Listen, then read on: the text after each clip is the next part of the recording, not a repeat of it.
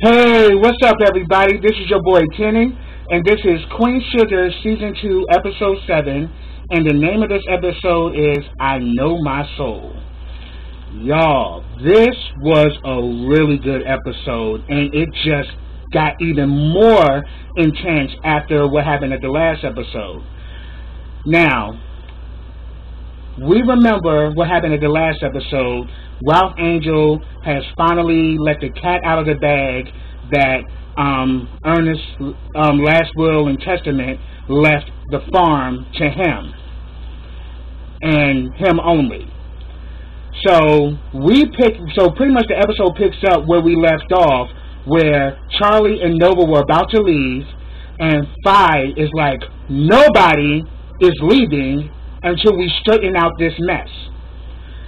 So the episode begins from that point where all hell has just taken over, you know, the Bordelon family. I mean, because Ralph Angel has all of this built up anger and a lot of this built up testosterone, and he's just taking it out on Charlie and Nova. You know, saying that, well, Daddy said it, Daddy wanted me to have it, so it's mine. You know, and was just giving all of this attitude.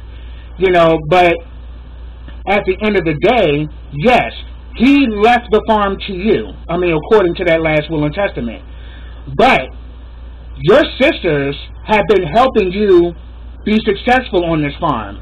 If it wasn't for Charlie stepping in, you would have no crops right now. If it wasn't for Remy, you know, deciding to use some of his organic sugarcane that he's been working on, you would have no harvest at this point. And if it wasn't for all of them stepping in to help clean the fungus off of your affected sugarcane, you wouldn't have anything. But Ralph Angel right now is not thinking in those terms. He's thinking, this is what my daddy wanted. My daddy wanted me to work and till the farm. And, you know, right now he's in this really deep emotional state because, you know, in his mind, he thinks that what he wants to do is right, and that he feels that his sisters don't believe in him. They only see the bad in him, and they don't see the good that Ralph Angel has, which is so not true. But, you know, we've definitely seen Vi, you know, step in and was like, look, y'all got to reaffirm Ralph Angel. And, you know, it's to the point where both Nova and Charlie are over it. Like, you know what? You need to get off of your power horse. I mean, you need to get off your high horse, and, you know, you need to come back to earth, because right now you're talking a whole bunch of shit that you can't deliver on.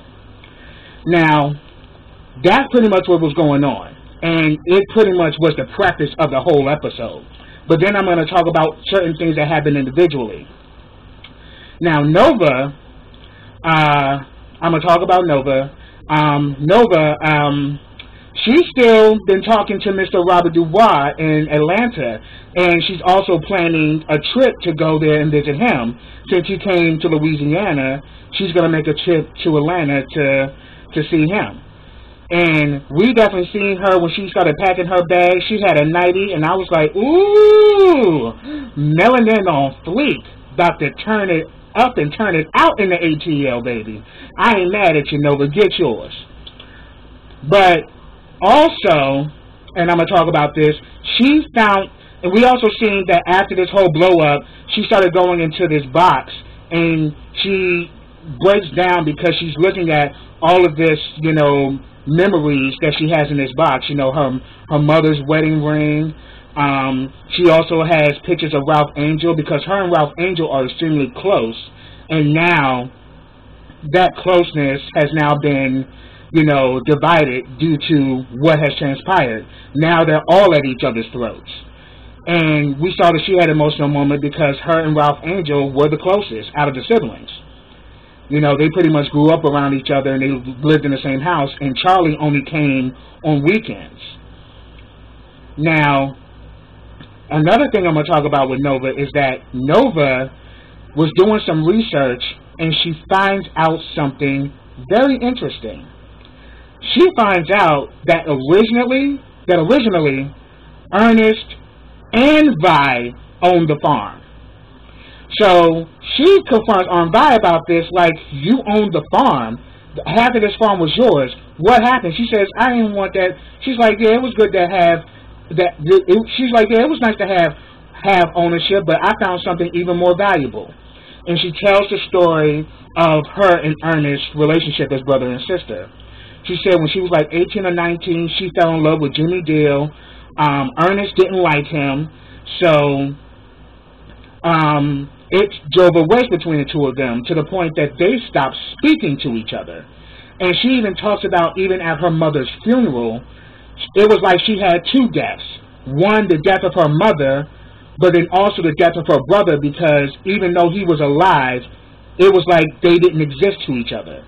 So pretty much, you know, her and Ernest got into this big fight to the point where they pretty much just dismissed each other.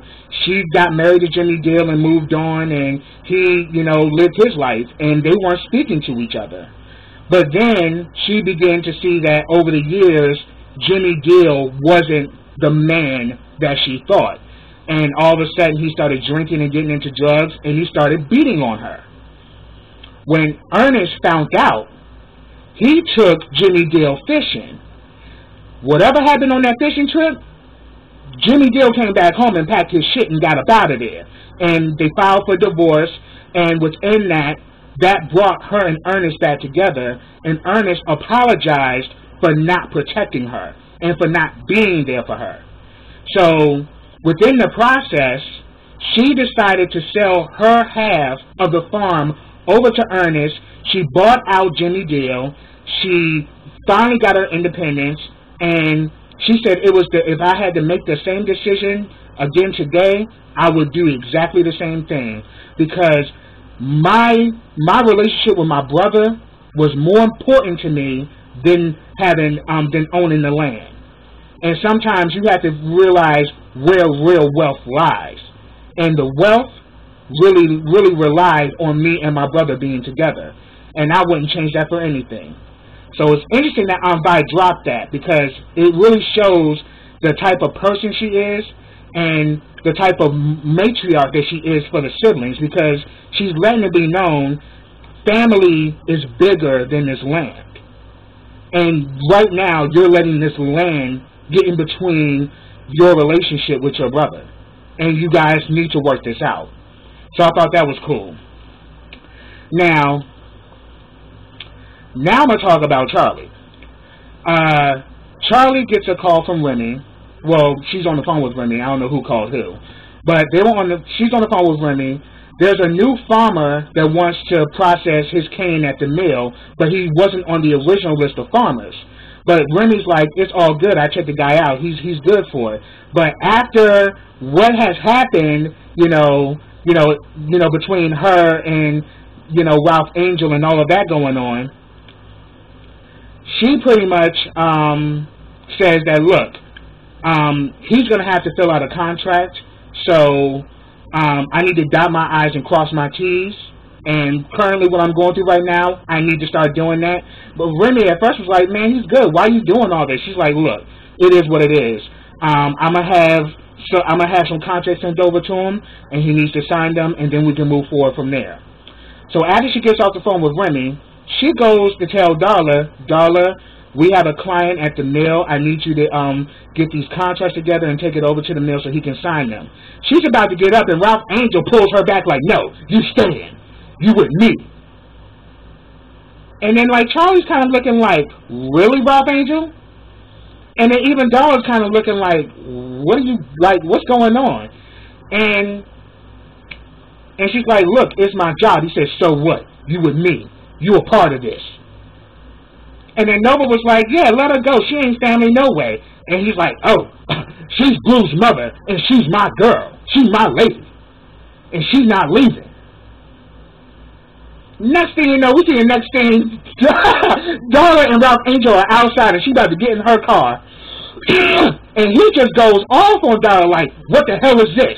You're supposed to be on my side. You going to work for her is like taking her side. And she pretty much had to check his ass. And she was like, first of all, this job is helping my recovery. at the end of the day, we need money so we can take care of our son. And I need money to survive just as much as you do. And as a matter of fact, the reason why I lost my job was because I walked off of my position to come and help clean the fungus off of your head. See, what you're doing to me right now, I would never do to you.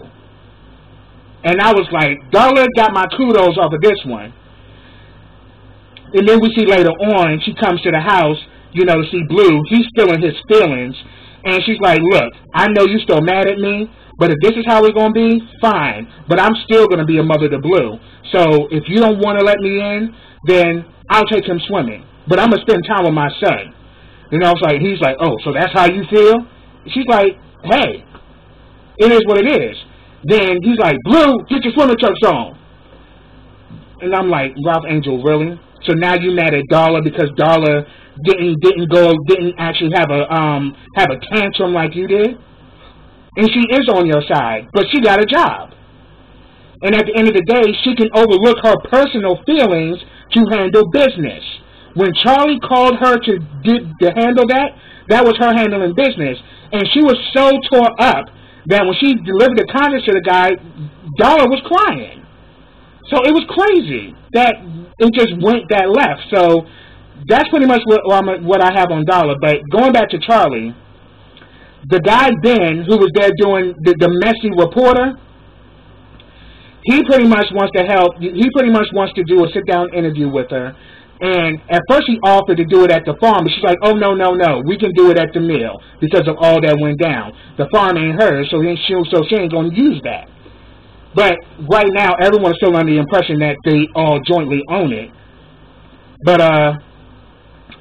and we definitely remember from the last episode, she used her divorce as a bargaining chip to get the kind of story she wanted about the mill. So we also get a scene when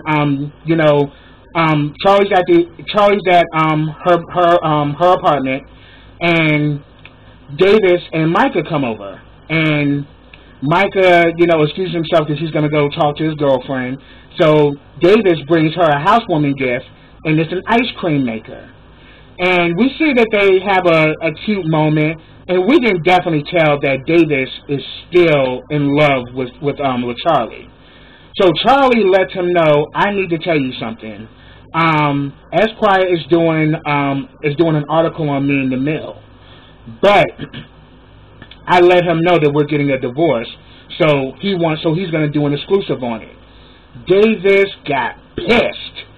He was like, so this is how it is? You just get to change the rules anytime you want to? But Davis, didn't you do the same thing when y'all was about to have the reading on your divorce, and you decided to pull the wild card and said that you wanted joint custody of Micah? It wasn't partial custody, you wanted joint custody? And then said that Micah said he wanted you to have joint custody? Yeah, so it seems like the both of you do that. She changed the rules and you changed the rules, and y'all just seem to change up on one another. But she lets him know that, look, you can have equal say-so in this exclusive. It's not just about me, it's about you too. So he was pissed, but, he ended up leaving. Then we also get a scene between her and Remy. Now, Remy like to drink. Yes, that's my boy. Remy came in, and he proceeded to he read Charlie her rights. Because now the exclusive about them getting divorced is now out there, and the mill is swarming with paparazzi. He literally had to go through paparazzi to get to Charlie's office. So he was saying that, man, it seemed to me that all these paparazzi is asking questions about your divorce. It seemed like your divorce had just become like the news heard around the world. And he begins to let her know that I'm beginning to see you in a totally different fashion. Because your father, you know, at the when he used to give these speeches at the meetings, he always told us how smart you were. But it wasn't the fact that you were smart, but the fact that you were thoughtful. Now, I, for one, have seen this. I've seen that you know, stepping in to work with your family with the farm, and also you creating this meal so that the other farmers, you know, will have, you know, will actually get more of a gain from their hard work and their hard labor. That shows, you know, a person who's not only smart, but is very thoughtful and thinks of others, you know, and not just think of themselves. Like, I see that. But the one thing I didn't see, which I see now, is that you're calculating. And that you will make any kind of move to get what you want. So you're using your divorce as somewhat of a publicity stunt, so you can get more, so you can actually get more notoriety and you know, so you can get more notoriety for the meal. So you're pretty much throwing your personal life out there for the tabloids to eat, so you can actually promote the meal the way you want it to. And he just pretty much says that, yeah, I'm starting to see that you have a very messy side, and that you're willing to will and deal to get what you want at the end of the day. Now, we've definitely seen this with Charlie since season 1. Charlie knows how to will and deal. She knows the medium of business, supply and demand. She definitely has that. But then we definitely see that Charlie can get ruthless. You know, and after he said this to her, Charlie looked at him and was like, leave now. And I was like, ooh. She was mad as hell, but it's because he told you the truth about yourself. He let your ass have it. And I was so here for it, because he needed to let her know, like, look, the rate you going, you know, it seemed to me you will do anything to get your way. Just about anything. And you will sacrifice or throw anyone under the bus to get what you want. So you sacrifice Davis and your personal business so you can get notoriety for the mill. So we saw that go down. And pretty much also we see that finally towards the end of the episode, she actually does get the interview with Ben, and we can see that Ben is messy as hell. And when he started asking questions about her father, she was going to go along with the straight script that she's not trying to deviate from. You know, this whole picture perfect idea of her father and the mill and all that. When he asked a question about her father, she went blank and was like, I don't know what to say. It was just like she was all prepared. She was in her makeup chair, was about to do that interview, and she went blank at that moment. It's like she could no longer keep pretending. She could no longer keep playing this game, because I think it was Davis and Remy that kind of got to her, and I think that's what went down. But now, let me talk about Ralph Angel. So pretty much, you know, the fight is getting more explosive at the house. Nova says, I want to see that last will and testament now. And I was like, ooh, Nova was ready to box. So he goes outside, he goes and gets it. Aunt Di reads the whole will and testament to them, you know, and that's the same reading that Ernest did, you know, at the end of season 1. So she read the will, and it says that, yeah, that Ralph Angel is the heir to the farm. But he says that this farm needs to go to one of my children that needs it the most. So it got to the point that Charlie, as well as Nova, started to read into that letter. And then the question is, why hasn't it been? Why didn't he give it to his lawyer? Ralph Angel's like, it don't matter. I could take this to court. My parole officer said that I could use this. So I'm like, yeah. But your parole officer also told you that this can create a lot of mess because this is about brown money. So if you're going to tell what your parole officer said, Ralph Angel, tell everything. And Aunt Vi warned your ass. She let you know that you can write that check, but you better be able to cash it. Now we see that, yeah, he wrote the check, but cashing it is a totally thing that's unbeknownst to Ralph Angel, because he doesn't realize you are literally creating a mess for yourself.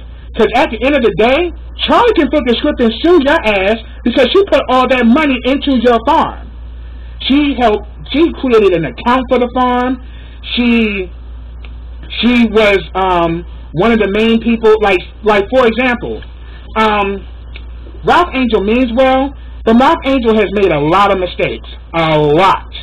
And to tell you the truth, if it wasn't for Vi and Charlie stepping in for you, your ass will be in prison.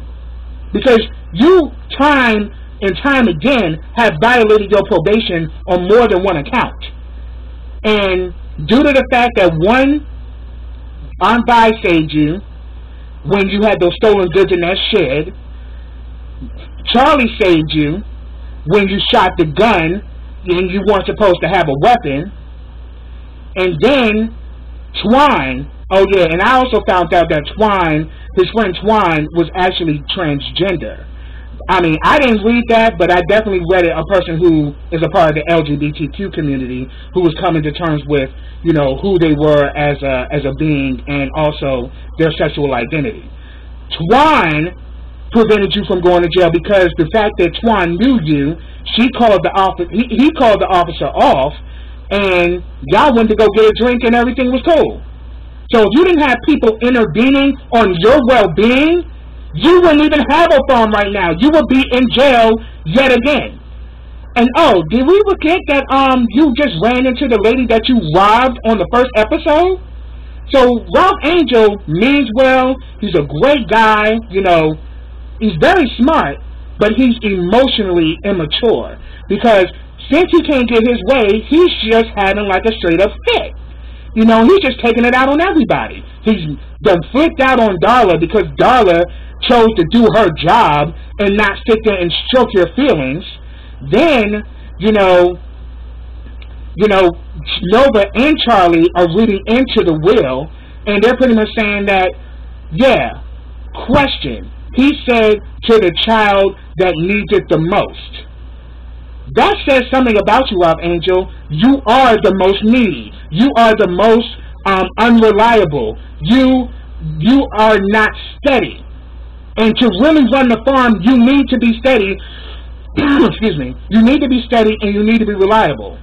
And yet, you have proven time and time again, you still got some growing to do. So, yeah, everything that he said in that will was right. But there's also another way of looking at it that you don't want to see.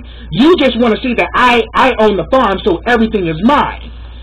But at the end of the day, if Charlie is not a part of this, and if you don't have people investing in it, you will be in the same situation that Ernest was before he died, where he had to work as a janitor because he couldn't even harvest his own land. And that there's more to farming that land than you realize. It's not just physical. It's financial. It's economical. You know, there's a whole bunch of enemies that are surrounding your land that want to take you down. And if you stand alone, Ralph Angel, they will devour you. We've seen how Sandry is and how Jacob Boudreaux is. They are savages. And you need Charlie and Nova to be on your team. But right now, he's not seeing it that way. But, you know, he starts saying that, oh, y'all just only see my mistakes. You only see the bad in me. And Nova's like, that's not true. And he's like, don't you tell me how to feel. And Charlie, you don't tell me what to do. I don't need your money. I can farm this myself. I'll make a way. I'll find a way. Yeah, and Ernest was trying to do the same thing, and look what happened to him. But then we see that Ralph Angel does have a meeting with Hollywood, and Hollywood's like, look, you still my boy. I still got you. You're going to work your farm. You're going to take care of your family. You're going to do like you've been doing. So he's kind of dropping it there. You already doing this. So this power trip you on really is unnecessary. And probably in time he's going to figure that out.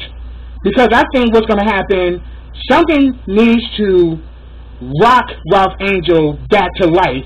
Because Charlie was saying the same thing. Yeah, you mean well, but at the end of the day, I'm talking about reality. I'm talking about logistics. I'm talking about proof in the pudding.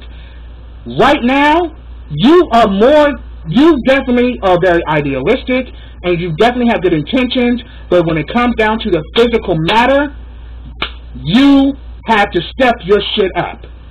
And she says, and if you really want to be that man that Dad says that he sees in you, you need to grow up and show up. And I was like, that's exactly what he needed to hear. And it was to the point he didn't even want to listen to On By. Usually he listens to On By, but this time he wasn't listening to her. So, because he is so in his feelings and so in his mind that he can do all of that alone. And he doesn't realize the amount of stuff that Ernest was up against, because remember, yeah, you were there, but he reached out to Charlie before he died. And I think Charlie knew why. Because he understood that Charlie would have more of an angle to deal with those enemies than Ralph Angel. But yeah, that's what I got, y'all. But if I missed anything, put it down in the comments. I'd love to talk to you about it. This episode is great, and I'm also glad to announce Ava DuVernay has just inked a new deal with OWN and Oprah Winfrey, and they have already been approved for a third season. So I am so happy that, you know, Queen Sugar will be back for season 3, and I think next week will be the mid-season finale because they're about to bring back Greenleaf. And I can't wait, y'all. But yes, that's my review, y'all. So subscribe to my channel. Click that bell so you can get notifications every time I drop a video. Like this video, comment on this video, and share this video. And I will be back with the mid-season finale of Queen Sugar. So until then, everybody, take care.